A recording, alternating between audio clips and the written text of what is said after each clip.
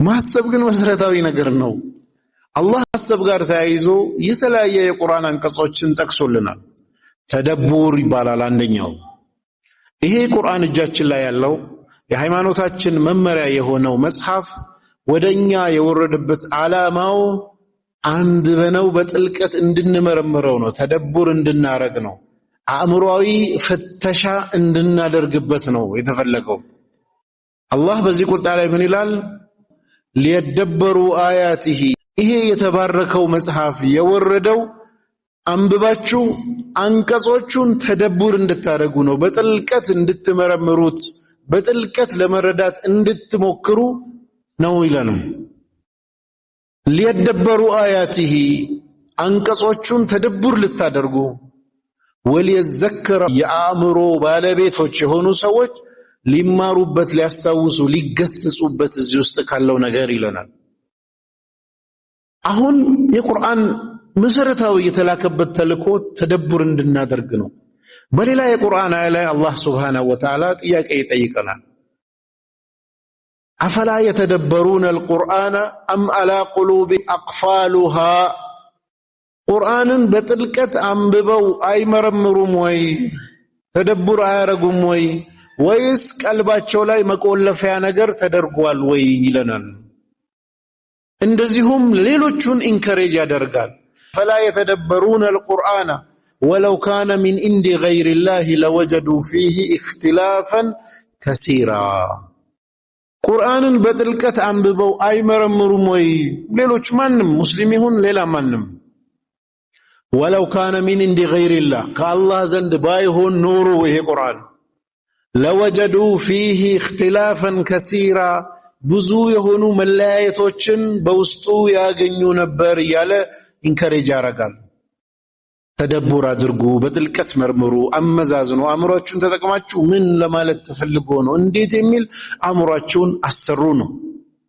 ይሄ ከተደቡር ጋር ሲሆን ቀጥሎ አላህ ሱብሓነሁ ወተዓላ ደግሞ በሚገርም መልኩ ራሱ ነቢያችንን ሰለላሁ ዐለይሂ ወሰለም የላከበት ዓላማው ማብራሪያ እንዲሰጡ የተደረገው የሰው ልጅ ማሰብ እንዲችል ነው።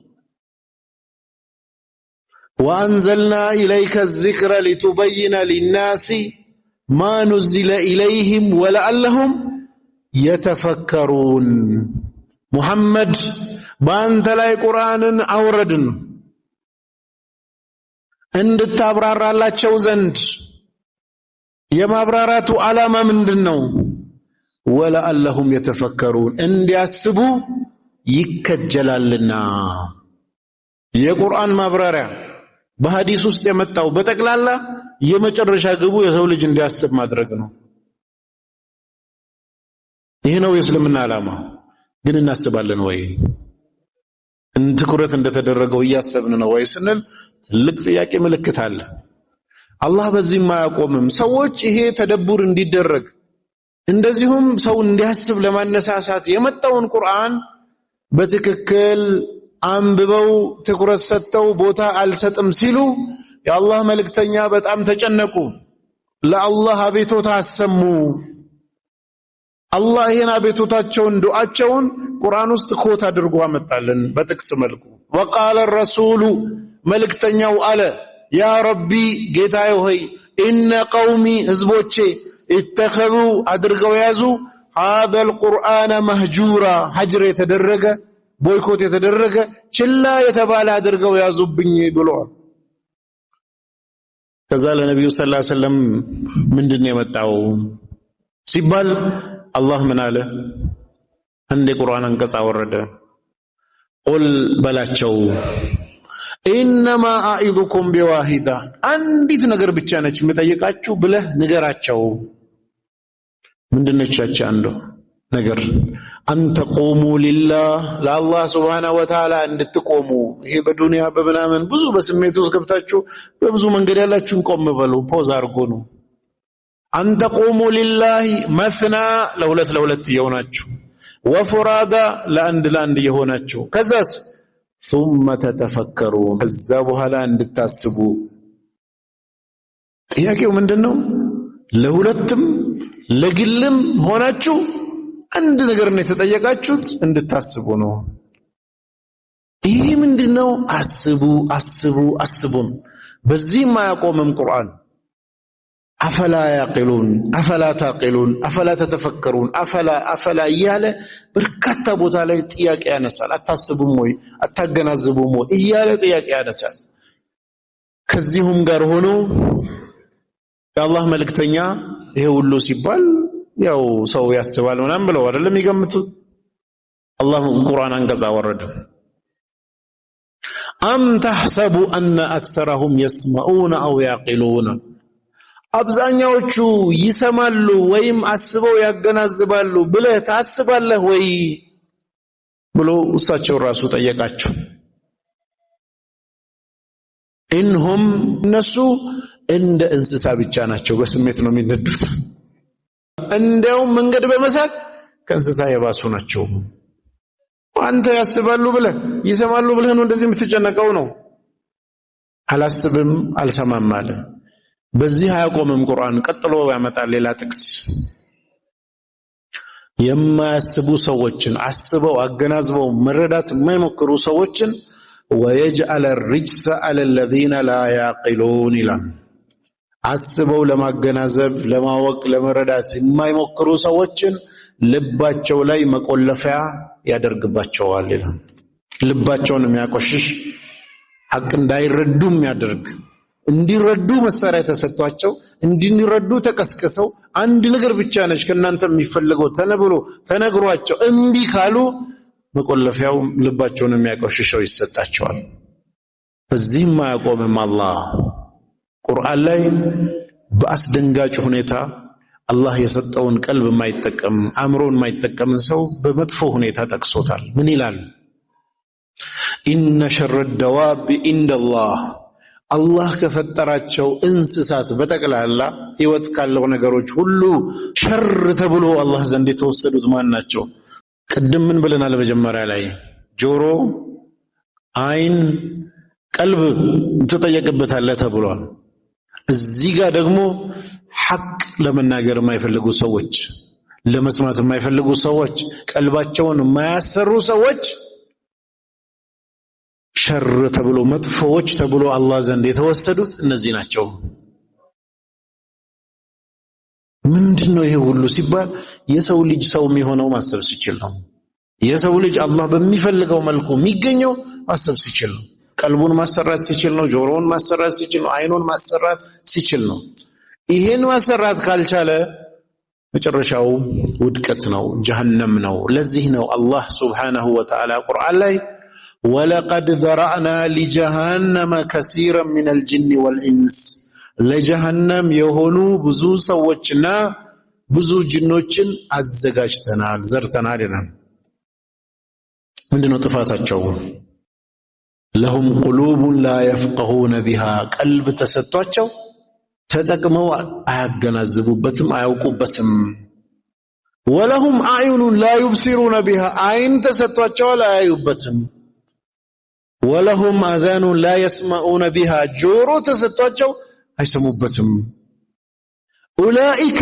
كالأنعام እነዚህ ሰዎች እንደ እንስሳ ናቸው بل هم عدل እንዲያውም ከእንስሳ የባሱ ናቸው أولئك هم الغافلون እነዚህ ሰዎች غفላ ውስጥ ያሉ ሰዎች ናቸው ጅንና ሰው ብዙ ምንድነው መገለጫው ጀሃነም ለመግባቱ ሰበቡ غفላ ውስጥ ገባ ምንድነው መገለጫው ጆሮን አይጠቀምበትም አይኑን አይጠቀምበትም የተሰጠውን ቀልብ አይጠቀምበትም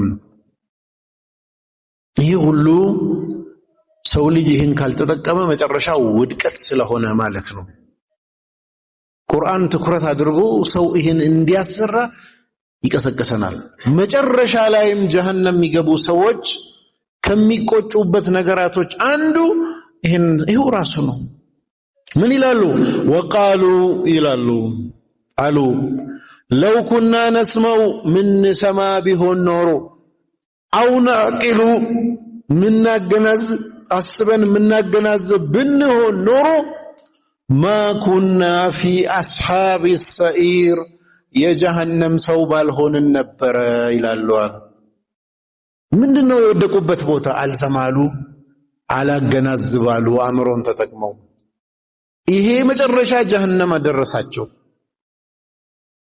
ይሄ ምንድነው ስንል ተጠቀሙበት መሳሪያ ሰጥቷቸዋል አላህ እያለ እየቀሰቀሰን ነው ያለው። ካልተጠቀምንበት አላህ የሰጠንን አእምሮአችንን ቀልባችንን የስሜት ህዋሳቶቻችንን ተጠቅመን ወደ እውነት ለመድረስ ወደ ትክክለኛው መስመር ለመገኘት በእያንዳንዱ የህይወት ጉዳይ አንድ እስልምናን መርጫለሁ እንደሱ አይደለም ጉዳዩ። እስቲ ሆኖ የቱን الذين يستمعون القول فيتبعون احسنه አህሰን የትኛው ነው ቤስት? ብዙ ነገር ትሰማል። የቱ ነው ቤስቱ? እጅግ ምርጡ ትክክለኛው በላጩ የቱ ነው? ይሄን ከሰማሃቸው መሃል መምረጥ የአእምሮ ማመዛዘን ጉዳይ ነው። ከዛስ فيتبعون احسنه ይከተላሉ። ከዛ ምን አለ? اولئك الذين هداهم الله እነዚህ ማለት አላህ የመራቸው ሰዎች ናቸው። ጉዳዩ በአላህ ነው አይደለም። ቀጥሎ ምን አለ? እነዚህ ማለት አእምሮ ያላቸው ሰዎች ናቸዋል። አእምሮ መኖር እና ሂዳያ የተሳሰረ ነገር ነው። አእምሮ መኖር ደግሞ መገለጫው ምንድነው? ሰምቶ ተነስቶ ምርጥ የሆነው የቱ ነው ብሎ መምረጥ መቻል። ብዙ ተሰማል የተሳሰሩ ነገር ናቸው። ምድር ላይ ስንኖር ቤስት ነገር እንድንሰራ ቤስት ነገርን እንድንከተል ቤስት ሆነን እንድንገኝ አላህ Subhanahu Wa Ta'ala ይፈልጋል። ለዚህ ደግሞ ስራው ምንድነው? በተግባር ከኛ የሚጠበቀው አእምሮአችንን ማሰራት ነው። ኢስላም ውስጥ ማሰብ የሚባለው ኮንሴፕት በተለያየ መልኩ ተገልጿል። አእምሮ የሚባለውንም ጉዳይ አላህ በቀጥታ አቅል በሚለው አልጠቀሰውም ቁርአን ውስጥ። በድርጊት መልኩ ታቂሉን ያቂሉን በሚል በድርጊት መልኩ መጥቷል። ነገር ግን አልባብ ተብሎ ይመጣል አእምሮ የሚለውን ለመግለጽ የአእምሮ ባለቤቶች ሲል፣ እንደዚሁ ደግሞ ኡሉንሃ ሲል፣ እንደዚሁ ሌሎቹም ሂጅር ሲል አእምሮን የሚያመላክቱ የተለያየ የአእምሮ ስራን የሚያመላክቱ ነገሮች መጥተዋል። እስላም ውስጥ ያለው የማሰብ ኮንሴፕት ከስሜት ህዋሳት ሲደመር ቀልብ ሲደመር አእምሮ የሶስቱ ጥምር ስራ ነው። አላህ Subhanahu Wa Ta'ala ይሄ የፕሮሰስ የማድረጉን ጉዳይ በዋናነት የአእምሮ ሰጥቶ መወሰንና መምረጥ ጉዳይ ጋር ሲመጣ ግን አእምሮን ራሱ ረን የሚያደርገው ቀልብ ነው። መቆለፊያው ቀልብ ነው። በዚህ መልኩ ሶስቱን አንድ ላይ አስተሳስሮ ነው ያስቀመጠው። ኦኬ አንዳንድ ጊዜ አእምሮ አለን ብለን የምናስብ ከሆነ መገለጫው ምንድነው? አላህ አእምሮ ቅድም እንዳልነው አንደኛው ቤስት የሆነውን መምረጥ ነው። ሌላ ቁርአን ውስጥ አላህ የጠቀሰልን አለ። ይሄ ማሰብ የሚባለውን ነገር ሙስሊሞች ዘንድ እንደው አንድ ሸክም የሆነ እንትን አለና ይሄ የማሰብ ማለት ነው ተፈኩር የሚለው ኮንፊውዥኑ መሻይኾች ጭምር ገብተዋል። ተርታው ሰው ብቻ አታስብና አትጨነቅ ሌላ ጉዳይ ነው። አታስብ ግን መጨነቅና ማሰብ አንድ ላይ ተምታቶ አንድ ሸኽ ምን ብለው ሲናገሩ ሰማዋቸው። ከማሰብ ማለት ነው ከማሰብ እስትግፋር አድርጉ አሉ። እስትግፋር ሌላ ነው፣ ማሰብ ሌላ ነው። አላህ አእምሮ ያላቸው የሚያወድሳቸውን ሰዎች ሲጠቅስ ምንድነው ያለው? አእምሮ ባለቤቶች አለና ማናቸው አእምሮ ቤቶች የአእምሮ ባለቤቶች ማናቸው የሚለውን ዲፋይን ሲያደርግ الذين يذكرون الله አላህን የሚዘክሩ አለ። ዚክር ቂያመን ቆመው ዚክር የሚያረጉ ወቁደን ቁጭ ብለው ዚክር የሚያረጉ ተጋድመውም ዚክር የሚያረጉ ከዛስ ويتفكرون في خلق السماوات والارض ዚክር ብቻ ብሎ አያቆምም። አእምሮ ያለው ሰው ዚክር ያረጋል። ልክ ነው። ግን ዚክር ብቻ አይደለም። ምን አለ? ቆመውም ዚክር ያረጋሉ፣ ቁጭ ብለውም ዚክር ያረጋሉ፣ ተጋድመውም ዚክር ያረጋሉ። ሁለተኛው ባህሪያቸው ምንድነው? ويتفكرون ያስባሉ። ስለምን? في خلق السماوات والارض ስለ ሰማይና ስለ ምድር አፈጣጠር ያስባሉ አለ። ማሰብና ዚክር አንድ ላይ አእምሮ ያለው የሚባል ጥሩ ሙእሚን ነው የሚባል ሰው መገለጫ አንድ ላይ ነው የመጣው ሁለቱን። መጨረሻው የማሰቡ ፕሮሰስ ምንድነው?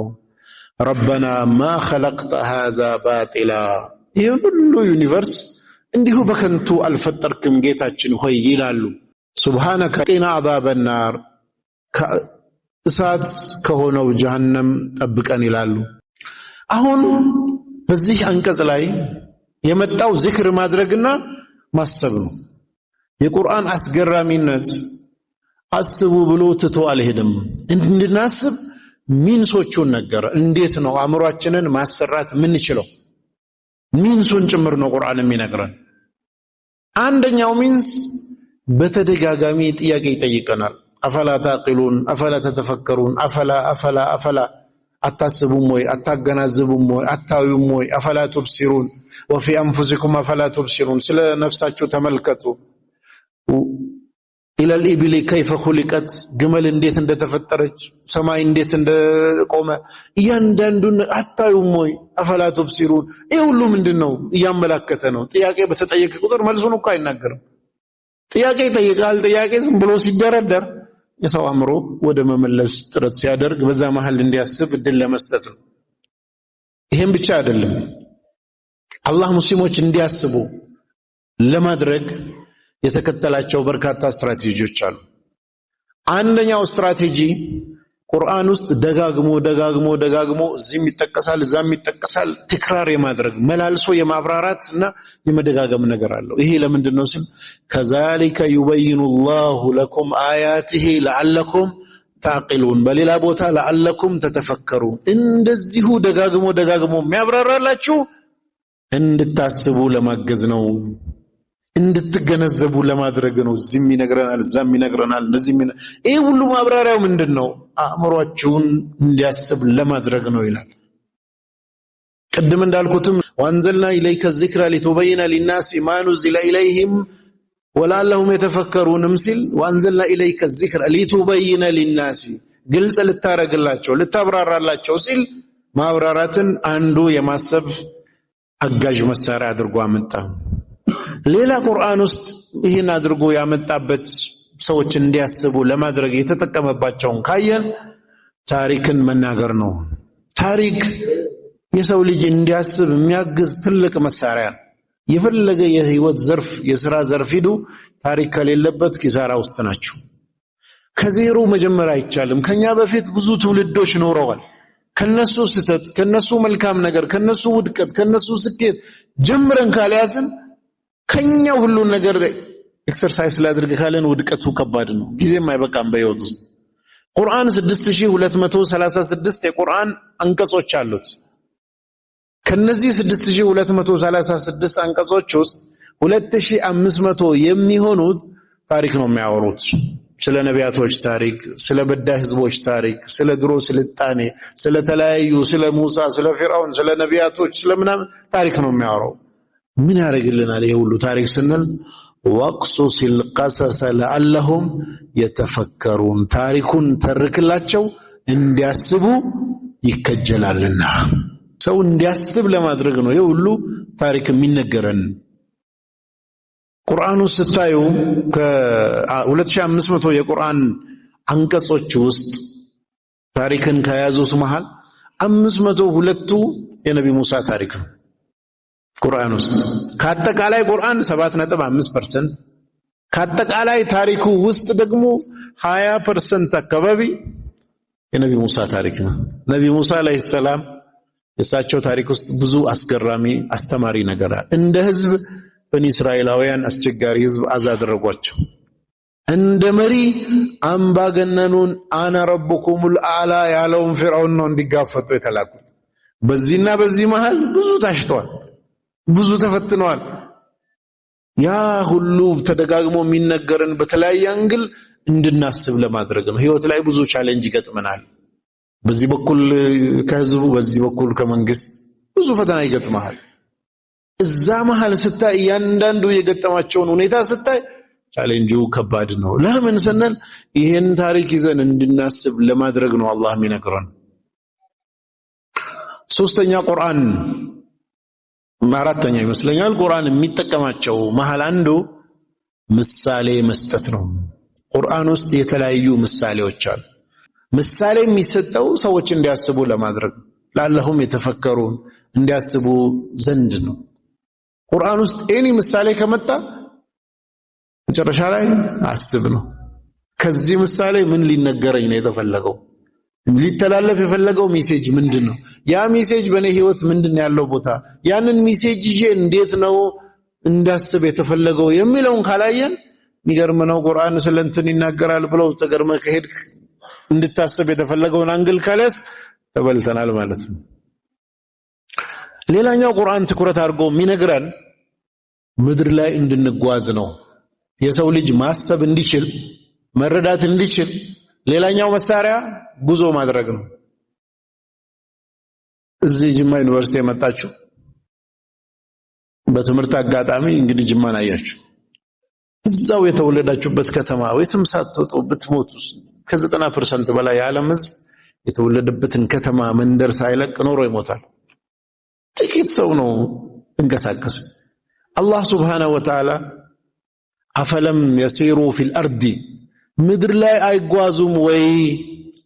ለምን ተኩነ ለሁም ቁሉቡን ያቂሉነ ቢሃ ማገናዘብ የምትችል ልብ እንዲኖራቸው ምን ይደረግ? ተጓዙ ነው። በዚህ አቆመ። መስማት የምትችል ጆሮም እንዲኖራችሁ ለምን አትጓዙም? በዚህ አቆመም። فإنها لا تعمل أبصار አይን አትታወርም ولكن تعمل قلوب التي في الصدور ደረት ውስጥ ያለው ልብ ነው የሚታወረው፣ አይን አይደለም። አይንማ ያየ ስንት አይኑ የሚያይ ሰው አያገናዝብም። በዙሪያው ስንት ጉድ እየተሰራ ስንት ነገር ያየ አያገናዝብም። አላህ ምንድነው አትጓዙም ወይ? መጓዝ ውስጥ ከአንድ ሀገር ሌላ ሀገር ስትሄድ፣ ከአንድ አካባቢ ሌላ አካባቢ ስትሄድ እዛ አካባቢ ህዝብ ታሪክ አለው፣ ባህል አለው፣ የተሰማራበት የህይወት ዘርፍ አለው፣ እርስ በርስ ያለው ትስስር አለ፣ የፖለቲካ የመንግስቱ ሁኔታ አለ። የህዝቡ ብዙ አእምሮን የሚከፍት አዳዲስ አይዲያ ታገኛል። ቁጭ ብለ ሰፈር ላይ ስለ ቼንጅ ማኔጅመንት ያጠኑ ሰዎች ሲገልጹ ዓለም ላይ ለውጥ ማምጣት ያልተቻለው 75% በላይ የዓለም ህዝብ በጣም ጥሩ አህዋል ላይ ነኝ ስላለ ነው። ፕራይመሪ የለውጥ እንቅፋት ጥሩ ነው ያለ ነው የሚል እምነት ነው። ሰዎች ጥሩ ነው ያሉት በሰፈራቸው ተቀምጦ ነው። ዓለም የት እንደደረሰ ሌላ ሰው የት እንዳለ እንዴት ምናምን ዞር ዞር ሲሉ ኧረ እኛ ጅማ በጣም ቆንጆ ነች ጉነን የሆነ ከወረዳ የመጣ ሰው ጅማ ሲመጣ ወይ በጣም የሚገርም ነው ይላል። ወደ አዲስ አበባ ሲሄድ ደግሞ ጅማ ዜሮ ትሆናለች። ወደ ውጭ ሲወጣ ደግሞ አዲስ አበባ። ዓለም እንደዚህ ነው። ሌላ ሀገር ስትሄድ ሌላ ቦታ ስትሄድ ብዙ ነገሮችን አለ አላህ ዙሩ ይለናል። ተንቀሳቀሱ። አንዳንድ ሰዎች መዞር አያስፈልግም ምናምን ብሎ ኮንፊዥን ውስጥ ይገባዋል። ቁርአን ውስጥ የተጠቀሰው ሐዲስ ውስጥ የተጠቀሰው لا يشد الرحال الا على ثلاثه የተባለው ለኢባዳ ፐርፐዝ ኢንቴንሽን አድርገህ የምትሄደው ለአምልኮ የምትሄድ። ከዛ ውጭ ግን ቁርአን ነው ደጋግሞ ዙሩ ዙሩ ተንቀሳቀሱ የሚል አእምሮን እንድታሰራ። እንደው ምን ይላል? ቁል ሲሩ ፊል አርዲ ፈንዙሩ ከይፈ ካነ ዓቂበቱ ምን እንደሆነ ዞራችሁ ተመልከቱ በላቸው። ቁል ሲሩ ፊል አርዲ እሱም ብቻ አይደለም የሚገርመው ደግሞ ምን ቁል ሲሩ ፊል አርዲ ፈንዙሩ ከይፈ በደአል ኸልቅ አላህ መፍጠርን እንዴት እንደጀመረ ምድር ላይ ዞራችሁ አጥኑ ይላል። ቁርአን ውስጥ አልተነገረም፣ ተነግሯል። እሱ ቲዮሪ ነው። ፕራክቲካሊ ዞረ ፈልገ ድረስበት ሂድና አጥና ነው። ቁል ሲሩ ፊል አርዲ ፈንዙሩ ከይፈ በደአል ኸልቅ እንዴት አላህ መፍጠር እንደጀመረ አጀማመሩ ምን ይመስላል የሚለው ሂዱና አጥኑ። ቁርአን ነው የሚለው። ቁርአን በቀጥታ በሐዲስና በቁርአን የተጠቀሱ የእስልምና ዕውቀቶች አሉ። ከነዚህ ሁለቱ ውጭ ደግሞ ሂዱ አጥኑ፣ እወቁ፣ ድረሱበት፣ ፈትሹ ብሎ ቁርአን የነገረን ዕውቀት አለ። ወፊ አንፉሲኩም አፈላ ቱብሲሩን ይላል። ስለ ነፍሳችሁ ውስጥ አታዩም እንዳል ነፍሴን አየው ውስጤን አየው ከዛ ብዙ ነገር አወኩ። ይሄ ዕውቀት ቁርአን ያመላከተኝ ዕውቀት ነው። ይህ ብሎ የነገረኝ ስለ ግመል አፈጣጠር ተመልከታል። ግመል እንዴት ተፈጠረች ብዬ ሄጄ ሲመለከት ሳጠና የሚያስገርም ነገር አገኘ። ይሄን ቁርአን አጥና ብሎ ያገኘሁት ነው። የእስልምና አካል ነው። እንጂ ዳይሬክትሊ ለፍዙ ቁርአንና ሐዲስ ብቻ አይደለም እስልምና እውቀት። እስልምና እንድናጠና እንድናውቅ እንድንመረምር ያሰማራን ያዘዘን ያነሳሳን ነገር ሁሉ አካል ዩኒቨርስ ላይ ውጡ ይላል አይደል ቁርአን። ያ ማሸረል ጅን ወልኢንስ እናንተ ጅንና የሰው የሆናችሁ ጭፍራዎች إن استطعتم أن تنفذوا من أقطار السماوات والأرض انفذوا لا تنفذوا إلا بسلطان የሰማይ ክልልን ውጡ ከቻላችሁ ከአላህ ስልጣን አትወጡም። መጨረሻው ከሱ የትም ቦታ ብትሄድ በዛ ውስጥ ነህ። ግን እንከረጅ ያለ እንዴ ይሄ ነገር እንዴት ነው? ቁርአን ነው የሚለው። ይቻላል ወይ? በጊዜው ላይ ይችላል። ግን ኤኒቲንግ ክሬቲቪቲ አንዳንዴ የቢልቂስን ዙፋን ያመጣውን ሰው ታስታውሱታላችሁ ቁርአን ውስጥ قال عفريت من الجن أنا آتيك به قبل أن تقوم من مقامك وإني عليه لقوي أمين نبي سليمان عليه السلام ፍልስጤም ሆነው እሷ ከየመን የሷ ዙፋን እንዲመጣ ፈለጉ። ጅን ምን አለ? አመጣለሁ አንተ ከዚህ ቦታ ሳትነሳ። አንደኛው እንደዚህ ያመጣ። መጨረሻ ያመጣው ማን ነው? قال الذي عنده علم من الكتاب أنا آتيك به قبل أن يرتد إليك طرفك የኪታቡ ዕውቀት ያለው ሰውዬ ነው ያመጣው። ያ ዕውቀት ምንድነው? እንዴ አይንህን ዘግተ በአይን ርግብግቢት መሃል ከዛ ስንት ሺህ ኪሎ ሜትር የሚያመጣ ዕውቀት ነበረ ማለት ነው ድሮ። እሱ ዕውቀት ምንድነው? የሰው ልጅ ዘንድ ጅኖች ጋር ተፎካክሮ ሰው ካሸነፈ እኛ ዘንድ ያልደረሰ ብዙ ዕውቀት አለ ማለት ነው። ይሄን ቁርአን ነው የሚነግረን። እኛ ተመራምረን ያንን ኪታብ ላይ ያለውን ዕውቀት አግኝተን በዛ ፍጥነት የሆነ ነገር አርሽን የመሰለ ነገር ከዛ እንዲህ መምጣት ከተቻለ ይሄን የሚነግረን ቁርአን። ብዙ ነገሮች ከዕውቀት ጋር የተያዙ ናቸው።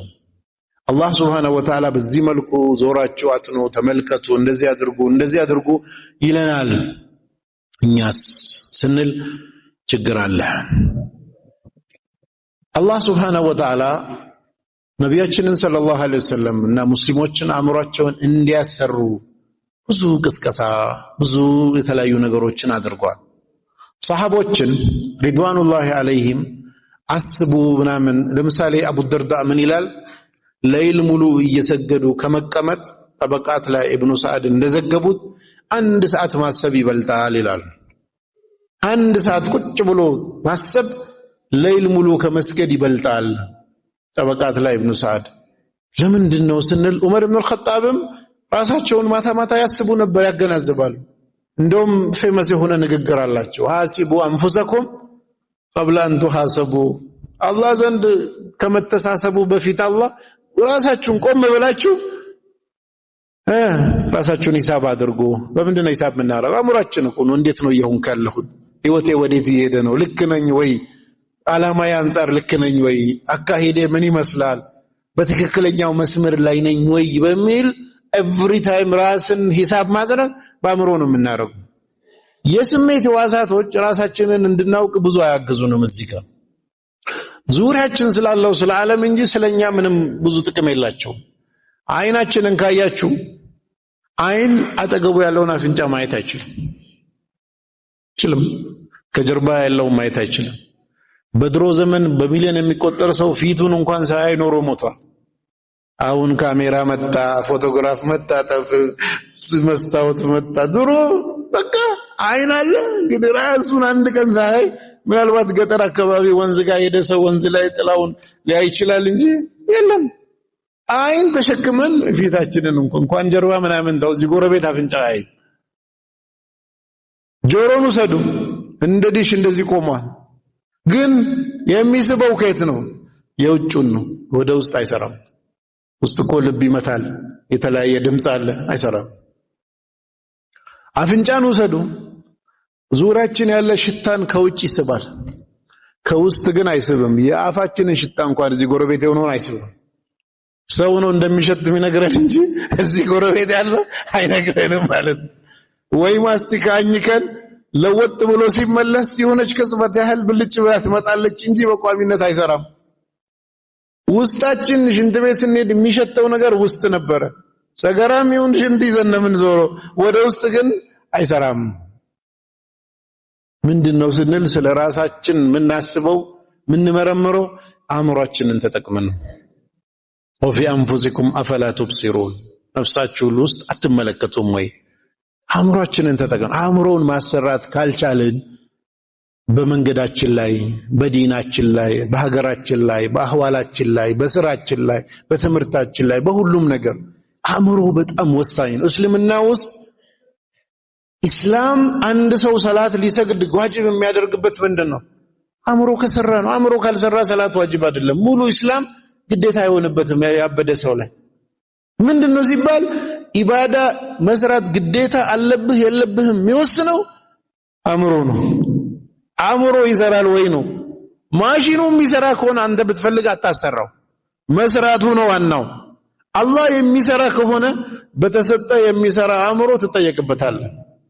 አእምሮ ግን ተበላሽቶ ሰውየው ካበደ ረሱል ሰለላሁ ዐለይሂ ወሰለም ሐዲስ ላይ እንደነገሩን ምንድነው የህፃናቶች ለአቅመ አዳም ሔዋን እስኪደርሱ የተኛ ሰው ከእንቅልፍ እስኪነቃ ያበደ ሰው እስኪድን ድረስ ተጠያቂነት የለበትም። ሩፊዐል ቀለም አን ሰላሳ ተብሏል። ቀለም አይጻፍበት። ምንድነው ስንል አእምሮ በጣም ወሳኝ ነገር ነው። ተክሊፍ የሚባለው ኸሊፋነት ግዴታ መሆን እና አለመሆን ሚዛኑ አእምሮ ጋር ነው።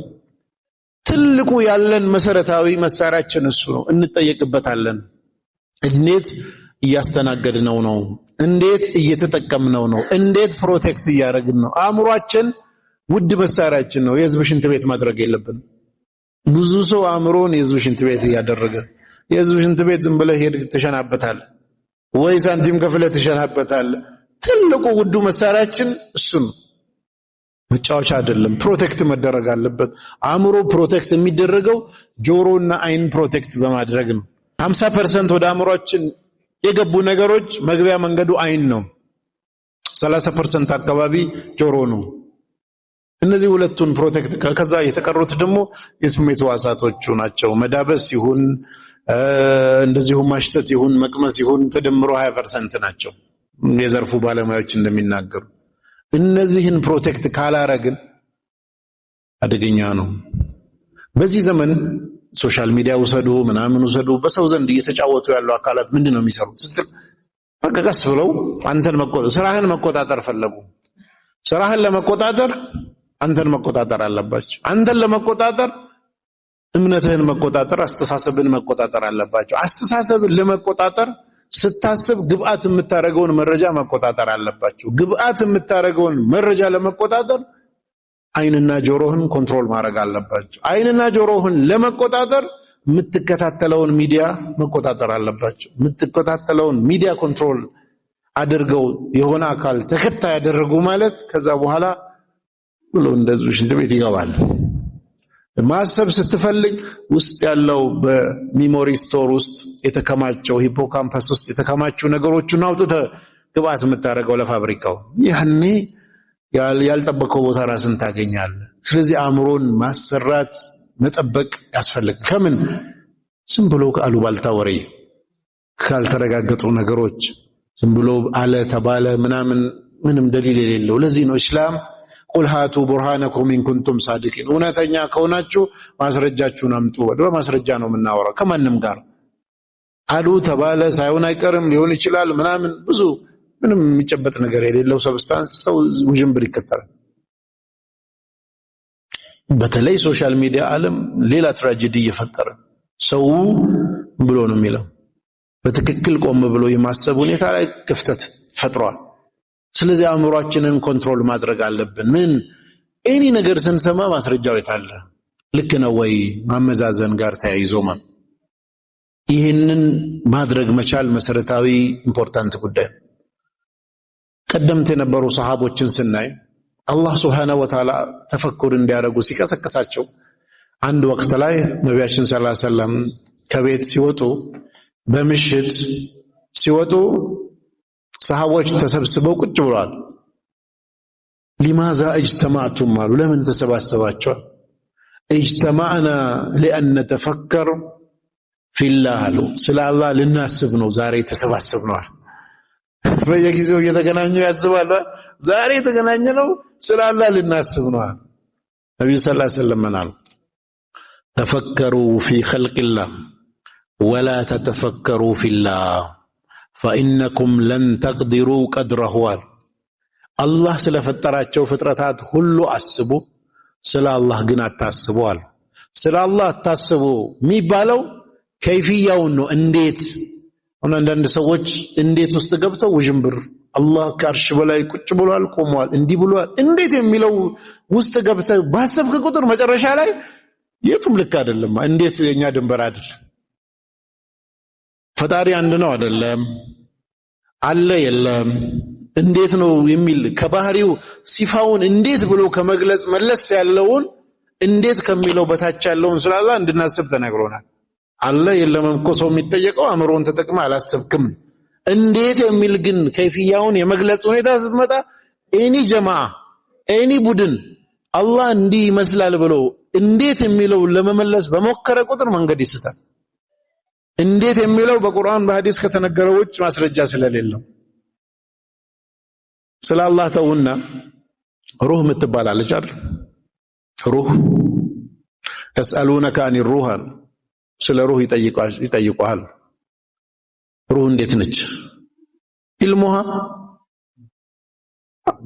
قل الروح من امر ربي የሩህ ጉዳይ አላህ ጉዳይ ነው እንዴት የሚለው ማንም አያውቅም ሩህን ተው አረ ስለ ጀነት ነው ጀነት ጋር ስንመጣ ትንሿ ጀነት ተጠቀሰ እንደዚህ ነው كذا تلقوسا عن أبي هريرة رضي الله عنه قال قال رسول الله صلى الله عليه وسلم قال الله تعالى أعددت لعبادي الصالحين ما لا عين رأت ولا أذن سمعت ولا خطر على قلب بشر ما لا رأت عين ولا سمعت أذن ولا خطر على قلب بشر جورو سمتم ما يوقو عين عيتم ما يوقو በሰው ልጅ ልብ ውስጥ ውልብ ብሎ እንኳን እንዲህ ሆናል ተብሎ የማይታሰብ ማለት ነው እንደሱ ነው ተባለ ፍጡር የሆነው ጀነት እንደዚህ ነው ፈጣሪ ጋር ደግሞ ስትመጡ እንዴት የሚለውን ከይፍያው ጋር ስትመጡ አታስቡ አላችሁ የሚገርመኝ ሰሃቦቹ ተሰብስበው ዛሬ ተሰባሰብነው ለማሰብ ነው ብለው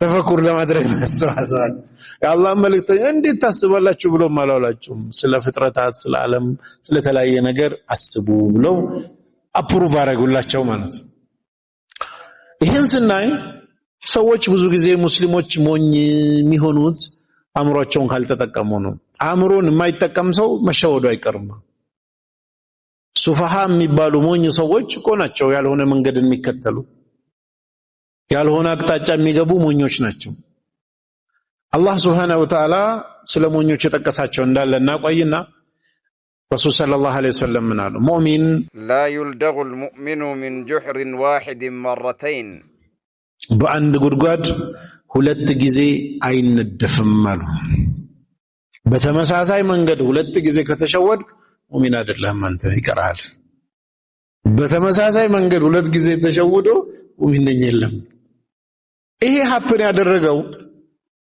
የበድር ዘመቻ ጊዜ አንድ ገጣሚ ነበረ ቁረይሺ ግጥም ይችላል ምላሱ አደገኛ ነው የቁረይሾች ጋር አብሮ መጥቶ የበድር ዘመቻ ጊዜ ተያዘ ተማረከ ከዛ ከተማረከ በኋላ የተማረኩትን ሰዎች የአላህ መልእክተኛ ሰለላሁ ዐለይሂ ወሰለም መናገር ሳይሆን መናገር ችግር የለውም ማንበብና መጻፍ የሚችል ዕውቀት ነው ሙስሊሞች ዘንድ ዕውቀት የለም ያን ጊዜ ማንበብና መጻፍ ብርቅ ነው ኢብኑ ሰዓድ ጠበቃት ላይ እንደሚሉት መካ ውስጥ ረሱል ሰለላሁ ዐለይሂ ወሰለም ሲላኩ 15 ሰው ብቻ ነው ማንበብና መጻፍ የሚችል በጠቅላላ መካ ማለት ስለዚህ ማንበብና መጻፍ ኢምፖርታንት ኖሌጅ ነው ይሄን ኖሌጅ ረሱል ሰለላሁ ዐለይሂ ወሰለም ወደ ሙስሊሞች ማምጣት ፈለጉና ከመካ ቁረይሽ ከተያዙት መሃል መጻፍና ማንበብ የሚችል ሰው 10 ሙስሊም ወንድና ሴቶች ይሰጡትና ማንበብና መጻፍ አስተምሩ ነፃ ይደረግ ተባለ በዚህ መልኩ አደረጉ የቀሩት ምን ይደረጉ ሲባል ብር ያለው እየከፈለ ይውጣ ተባለ ምርከኞቹ ከዛ ምን ቀረ ይሄ ገጣሚው ሰውዬ ከብር የለው ማንበብና መጻፍ አይችልም ግን ተባበር ቃል ገባልኛል እሺ ቃል ገባለሁ አለ። ቃል አስገብተው ለቀቁት። ወደ መካ ተመለሰና ሙሐመድን ሸውጄ ተለቀቅኩ ብሎ መጎረር ጀመረ። ረሱል ሰለላሁ ዐለይሂ ወሰለም ሲሰሙ ያ አላህ ደግመ እጃችን ላይ ያስገባልን ብሎ ዱዓ አደረጉ። እንደዚህ ያለን ሰውየው አሁንም አላረፈም። በኡሁድ ዘመቻ ግጥም እየገጠመ የቁረይሽ ሰራዊትን እየቀሰቀሰ አብሮ መጣ። 3000 ሆነው ሙስሊሞች 1000 ነበሩ፣ ቁረይሽ 3000 ነው። አብዱላህ ኢብኑ ኡበይ ኢብኑ ሰሉል የሙናፊቆች መሪ ፕሮፓጋንዳ ሰርቶ ከሙስሊሞች መሃል 300 ሰው ከትግል ወደ ቤት ተመለሰ። 700 ሙስሊሞች ከማን ጋር? ከ3000 የቁረይሽ ጋር ገጠሙ። መጨረሻ ላይ እንደምታውቁት ስተት በመስራታቸው የአላህ መልእክተኛ ትእዛዝ ባለመከተላቸው ባለመጠበቃቸው አትልቀቁ የተባሉበትን 50ዎቹ ቀስተኞች ጥለው በመሄዳቸው በጀርባ በኩል ኻሊድ መጥቶ ብዙ ሰው ገደለ። ከ700 ሙስሊሞች ውስጥ 70 ያህሉ 10% ተገደሉ። 70 ሙስሊም ወይም 10% ተገደሉ። ጦርነቱ ሲያልቅ ሸሂዶች እየተቀበሩ ምናምን እያለ አንድ ሰው ብቻ ተማረከ። ያ ነብዩ ሰለላሁ ዐለይሂ ወሰለም ዱዓ ያደረጉበት ሰውዬ እሱ ብቻ ተማረከ። የአላህ መልእክተኛ በጣም አዝነዋል በሙስሊሞች እሳቸውን ትእዛዝ ባለመስማታቸው። ጉድጓድ ውስጥ እግራቸው ወድቆ ተሰብረዋል፣ ጥርሳቸው ተሰንጥቋል፣ ተሰብሮ ተሸርፈዋል። ይሄ ሁሉ አህዋል ላይ ያለ አገኙት። ሲያልፉ ያ ሙሐመድ እዘንልኝ፣ አሁንም በለመደው መንገድ ማለት ነው፣ እዘንልኝ ሴት ልጆች አሉኝ ምናምን ሲል ዞር ብሎ ሲያዩ አወቁት። ዱዓ ያደረጉበት ሰውዬ ነው። ከዚህ በፊት እስላምና ሙስሊምን ላለመውጋት የሚወጉትን ላለመተባበር ቃል የገባው ሰውዬ። ለዚህ ሁሉ ሰው 70 ሰው ሞት ቅስቀሳ አድርጎ ሰበብ የሆነው እሱ ነውና የሞት ፍርድ ተላለፈበት። ኧረ እባክህ እዘንልኝ አሉ። ዞር አሉና ወደ መካ ተመልሰ ጺምህን እያከክ ሙሐመድን 2 ጊዜ ሸወድኩት እንድትል አልፈቅድልህም አሉ። ሙሐመድን 2 ጊዜ ሸወድኩት እንድትል አልፈቅድልህም አሉ። እዛ የሞት ፍርድ እንዲፈጸም አሉ። ከዛ ምን አሉ? እዚሁ ቦታ ጋር ሙእሚን በአንድ ጉድጓድ 2 ጊዜ አይነደፍም አሉ። ሙናሰባው እዚህ ጋር ነው። በተደጋጋሚ ከተሸወድን፣ በተደጋጋሚ ከተነደፍን ሙእሚንነት ላይ ችግር አለ ማለት ነው። የሚጎለን ነገር አለ ማለት ነው።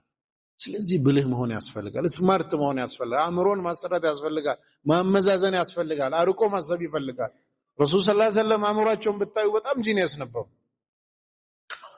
ለምሳሌ የበድር ዘመቻ ጊዜ የሚገርመኝ ነብዩ ሰለላሁ ዐለይሂ ወሰለም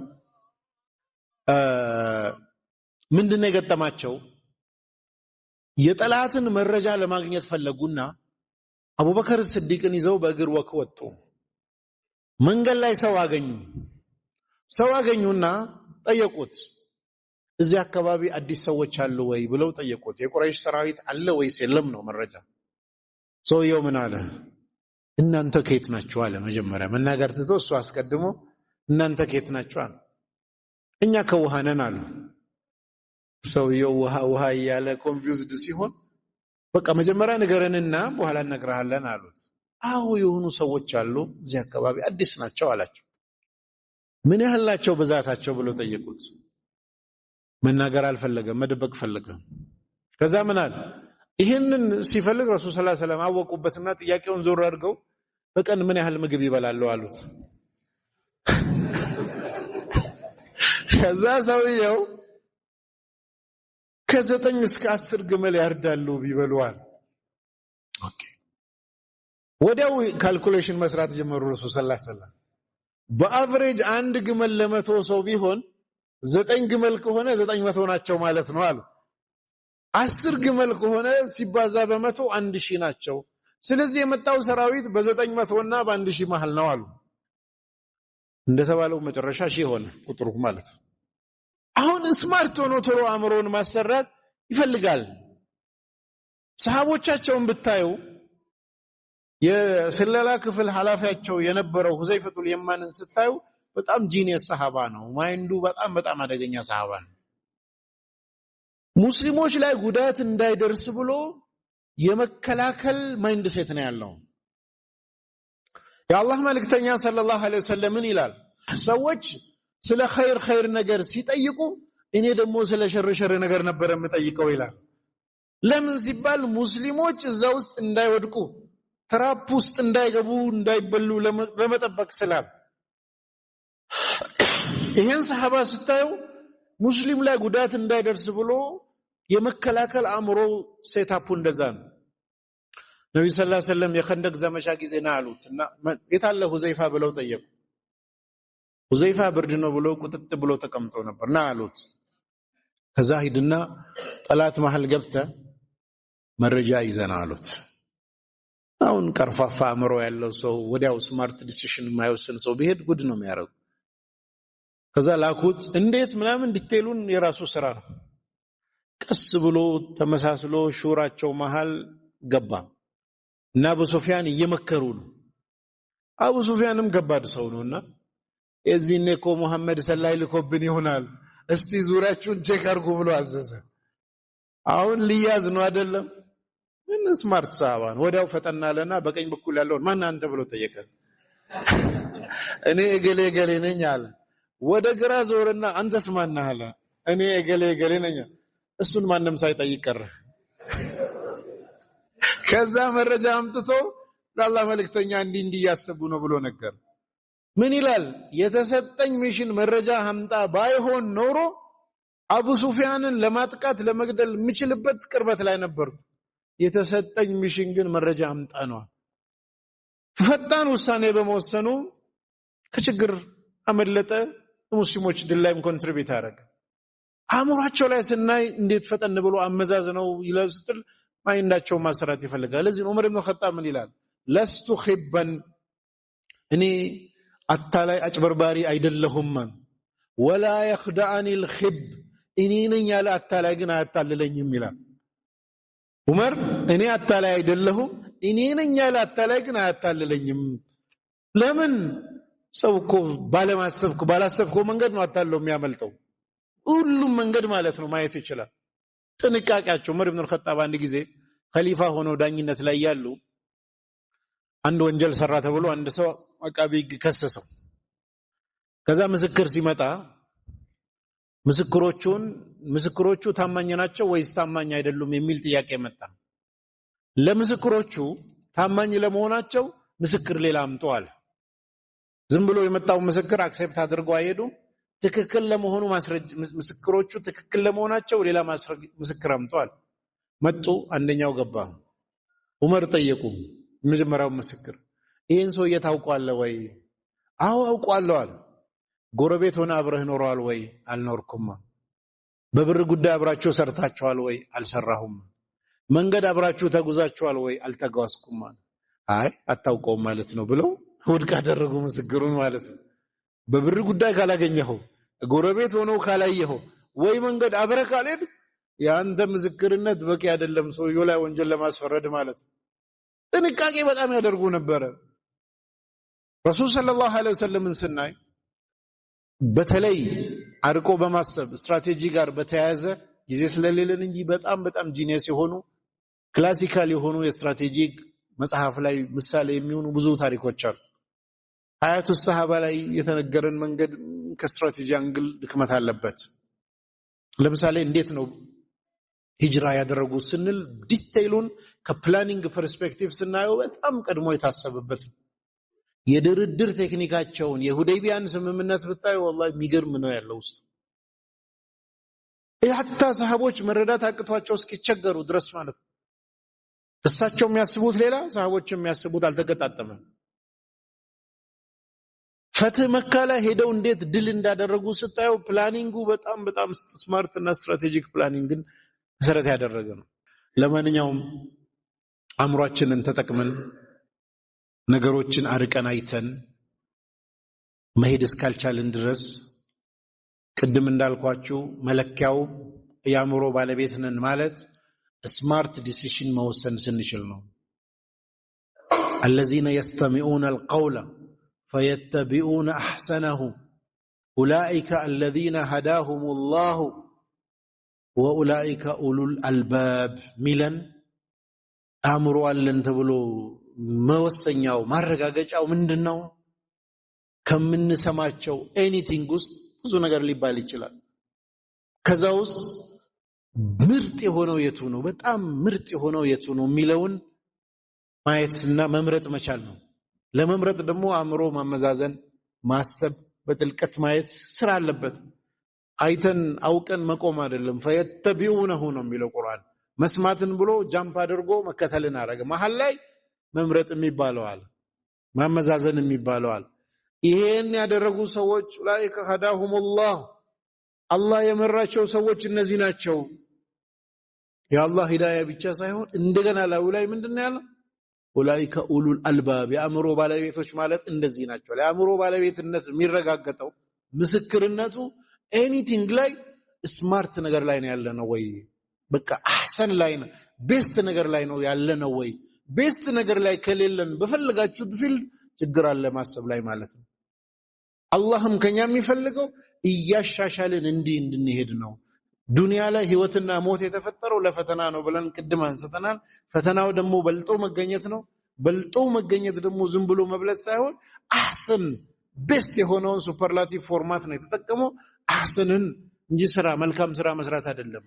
ምርጥ የሆነው ከስራዎች ሁሉ ኤኒቲንግ ላይ በልጦ መገኘት ላይ ነው እና እዛ ጋር ነው ያለነው ብለን ማየት ነው። አእምሮአችንን ካላሰራን ትራፕ ውስጥ ሙስሊሙ ዓለም እየገባ ያለው ወደ ኋላ እየቀራ ያለው የሙናፊቅ መጫወቻ የሚሆነው የይሁዳና ነሳራ መጫወቻ የሚሆነው የሚዲያ ፕሮፓጋንዳ የሚሸውደው የጠላትን ተንኮል ስለማያውቅ ነው። ኢብኑ ተይሚያ ረህመቱላሂ ዐለይሂ አንድ ንግግር አላቸው። አላህ ኢላ መን አተላህ ቢቀልቢን ሰሊም ይላል። የውመል ቂያማ በንጹህ ልብ ሰሊም በሆነች ልብ የመጣ ሰው ሲቀር ይላል። ይህን ጉዳይ ያነሱና ንጹህ ልብ ማለት ሞኝ ማለት አይደለም ይላሉ። የተንኮለኞችን ተንኮል የማታውቅ ከሆነ አለማወቅ ደግሞ ጎል የሚያስገባብህ ከሆነ ጉድለት አለብህ ማለት ነው ይላሉ። የተንኮለኞችን ተንኮል ማወቅ ግዴታ ነው። ካላወቅ በዛ በኩል ይገባብሃል። ዑመር ኢብኑ አልኸጣብ ሰሃቦችን ሲያዛቸው ምን ይላሉ? አንቱም ሱገረ ሚን ሱገሪል ኢስላም ፈላ ያትየነኩሙል አዱው ሚን ቂበሊኩም እናንተ እያንዳንዳችሁ የኢስላም አጥሮች ናችሁ። በእናንተ በኩል ጠላት ሰርጎ እንዳይገባ ዘብ ሆናችሁ ጠብቁ ይላል። አንተ ተሸውደ ከገባ መስሎ ምናምን ጋር በአንተ በኩል ተበልተዋል ማለት ነው። ስለዚህ ምንድነው የተንኮለኞችን ኢብኑ ተይሚያ በዚህ ንግግራቸው ምን ይላል? ከሸረኞቹን ሸር መተግበርና ቀልብ ላይ ማምጣት ነው ፕሮብሌሙ እንጂ በእውቀት ደረጃ የሸረኞች ሸር ጥግ ድረስ የነሱን እውቀት ማወቅ አለብህ። ያለዛ ያንተ እኔ ኢኖሰንት ነኝ ብለ ጅል ሆነ ሰዎች የሚጫወቱብህ በኋላ ቀልበን ሰሊም ነኝ ብትል ዲነል እስላም ላይ መከራ ነው የምታመጣው ማለት ነው። ኢማሙ ጋዛሊ የቅርብ ጊዜው ምን ይላሉ? ለጠላት ለመስራት የግድ ተባባሪ መሆን የለብህም ሞኝ መሆን በቂ ነው ይላል። ሞኝ ከሆንክ በቃ ተባባሪ ናንተ ራስን በሞኝነት ቦታ ካስገኘ ማለት ነው። ስለዚህ ይህንን ነው መልእክቴ። አእምሮአችንን እናሰራ። የስሜት ህዋሳቶች በተለይ አእምሮ፣ ቀልብ፣ ጆሮ የተሰጠን ነገ የምንጠየቅበት አእምሮአችን ሻርፕ እንዲሆን ነው። ሰላም አለይኩም ወራህመቱላሂ ወበረካቱ።